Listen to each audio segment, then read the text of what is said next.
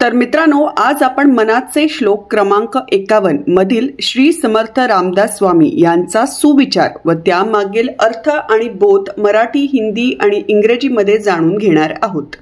मदे मत्सरे सांडिली स्वार्थ बुद्धी, प्रपंचीक नाही जयाते उपाधी, सदा बोलणे नम्र वाचा सुवाचा, जगी धन्य तो दास सर्वोत्तमाचा।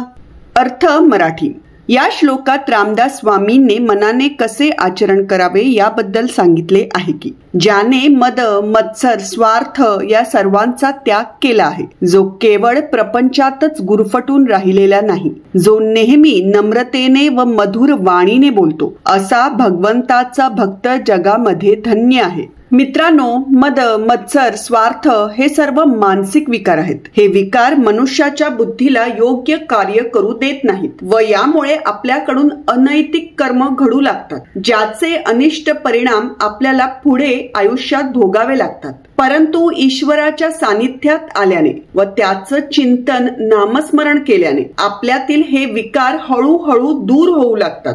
जसे आपल्यातील हे विकार कमी होतात तसं आपल्या बुद्धीचं शुद्धीकरण होत जातं, ज्यामुळे आपण माया प्रलोभनांना बळी पडत नाही व आपल्याकडून अनैतिक कर्म घडत नाहीत। याचा परिणाम आपल्या स्वभावावर, वाणीवर, वागणुकीवर व आपल्या जीवनावर दिसू लागतो। अर्थ Hindi.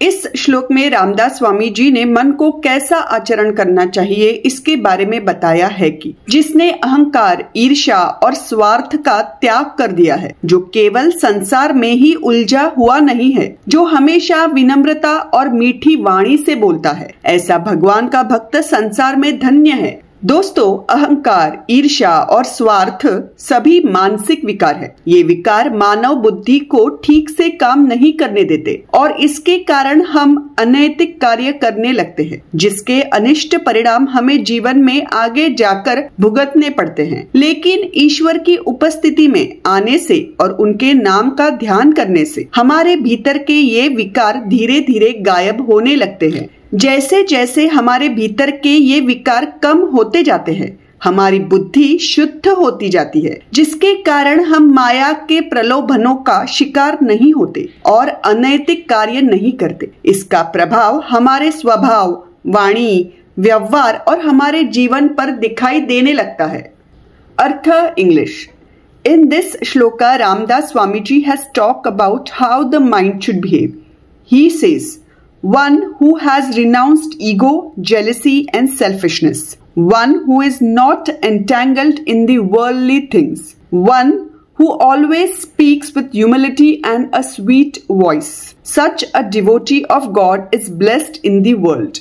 Friends, ego, jealousy and selfishness are all mental disorders.